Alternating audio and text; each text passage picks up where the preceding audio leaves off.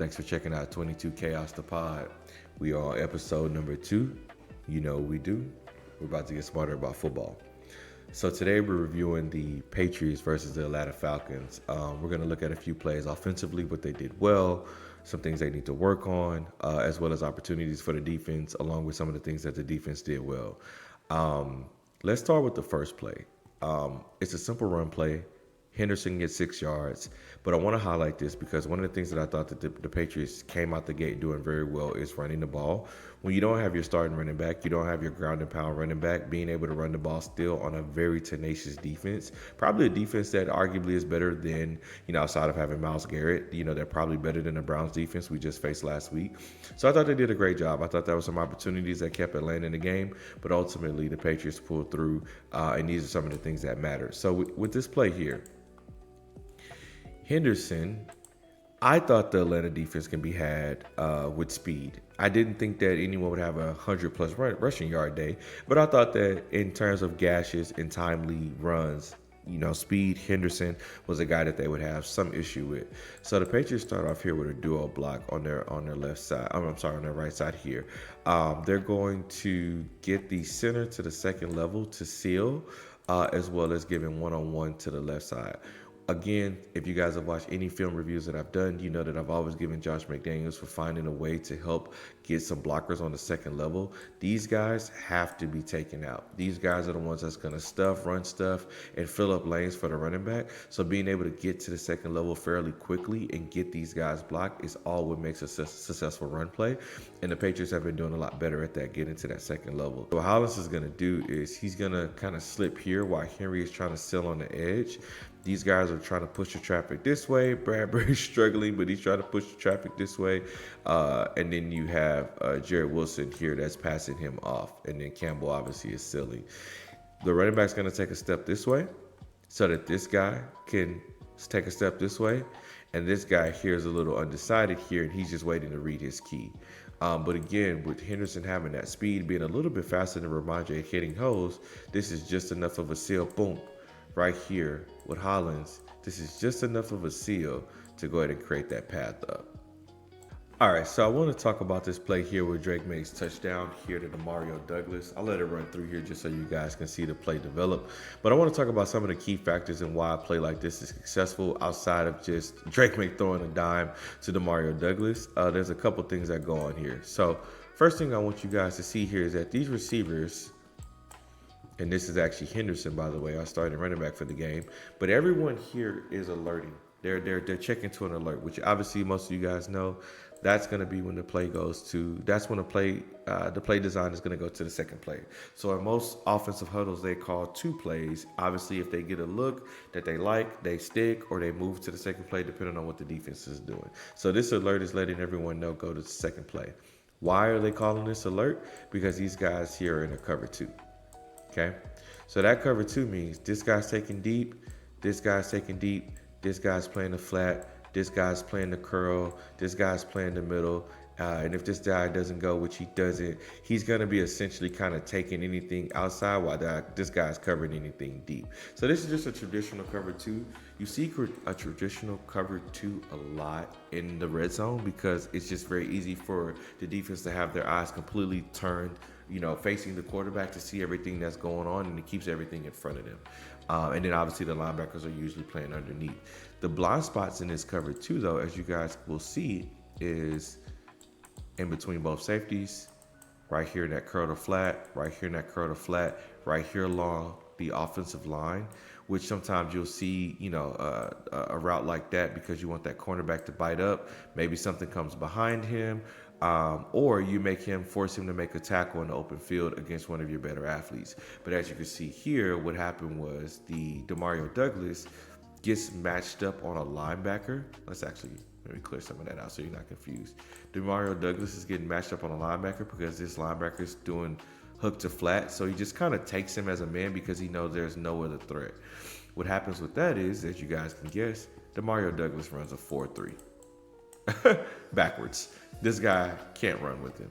And why this safety doesn't see it is because you have, I believe, Kyle Williams pushing up to that blind spot that I mentioned or that opening that I mentioned in between both. So this guy has to stay square as a DB.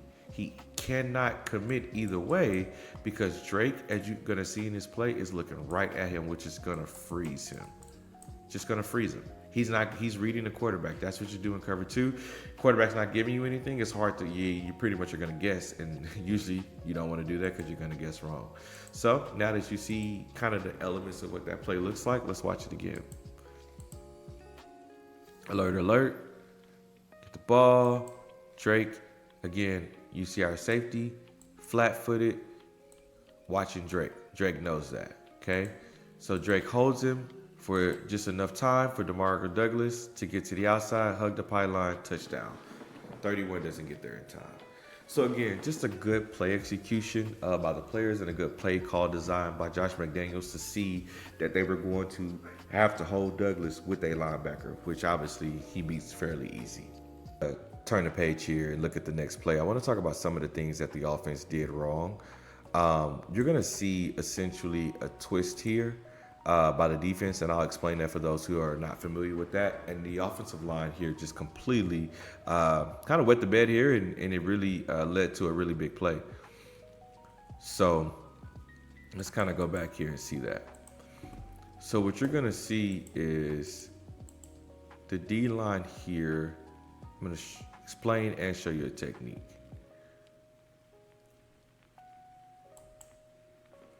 So as this D lineman drives up, right? Moses is ready to protect. He's ready to protect the edge, and Winu is ready to take this guy head on. But what this defensive lineman is actually trying to do is he's trying to cause what I would call a kerfuffle right here, because this guy's gonna push up and he's gonna go right around.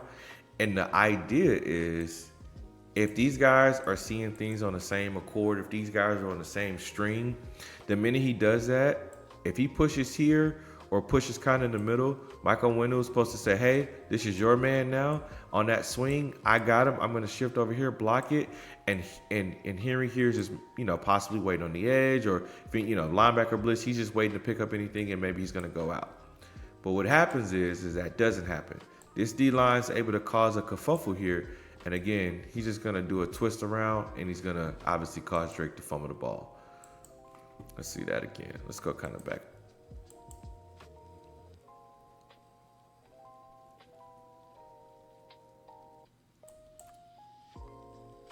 He does it right here. When a window pushes him, he drives up. I'm sorry, I'm going to go back. Actually, I want to show you that again. He drives right into the chest of Morgan Moses, which prevents any communication or any pass-off ability. Boom, right here. Okay? Not sure if a window pushes him into it. Maybe he allows a window to take him that way so he can block Moses. I'm almost sure that's what that was. It's more so like he's trying to actually cause, again, issues here with Moses so that these guys, either he can't swing around or he can't pass around. So again, just causing a kerfuffle here. And now look what happens. This guy's run free. Drake Maye eyes are on the receiver downfield, I would imagine. Doesn't even see it because it happens as a bang bang. Boom. He goes right for the ball, loses the ball. This put Atlanta back in the game, right? I think they score on the next drive. So again, just things that this offense can do better. This offensive line has struggled quite a bit on picking up those twists. So the communication here just has to continue to get better. Again, these guys have been playing relatively well, probably average in terms of offensive lines. But against a defensive line and a defense like this, so well coached, so explosive, so fast, so tenacious, just happened all game where they were just missing those twists. So we have to get better in that regard.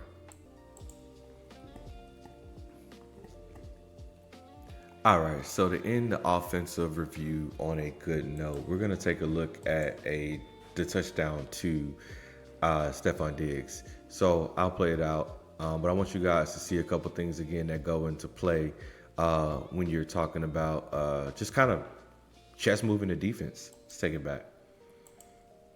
Let's see here. All right, so what we're going to have here is one thing I guys want you to focus on primarily is that shift. Okay, so again, most of you guys know, if you like film review, That shift by Henderson here is to let is an indicator. Okay, are we in man or we in man or we in zone? Okay, and now that I know that if I'm Drake, now that I know that I'm probably getting a zone indicator from here. I'm seeing one safety up top. Okay, I'm seeing this guy here playing pretty off. Probably lets me know he's probably going to be playing anything deep. This guy probably realistically, if I'm just kind of Drake trying to process things really quickly, somebody's definitely going to the flat. Somebody's sitting in the middle. I believe this guy's probably going to do the same thing. So, I'm just kind of seeing potentially laying out, okay, where my openings are. What I love about his chemistry with Stephon Diggs is that Stephon Diggs is extremely cerebral. He's watching this guy already. Okay? The reason why it's important is because Josh McDaniels' offense is a very option-based offense. So, for example, there's times when Stephon stops. There's times when he's reading the defense and he knows to go across, even push up. So that's the thing about being a receiver in the NFL. You have to be extremely cerebral too, because you have to essentially know these things and have that tether with the quarterback, and you guys have to see it the same way against the same coverage, yada yada yada. So it's a lot of different things that happen very very quickly as you call a play, as you're about to run a play. We know it's zone. Stephon is reading this guy, is reading that middle linebacker, okay, and so he's basing his route off of what he's seeing. Where is the opening going to be in the defense? He stops, boop. Stops on a dime. This guy this linebacker is keeping space because he doesn't obviously want him to hear or anything like that. So because of that, Stephon knows, hey, I'm just gonna stop. Okay, Drake being on the same accord with him, quick pass. This guy has no chance. This is an athlete in the open field. He has no chance. And then of course, now it's just an athlete on defense. Touchdown. Great way to see the field.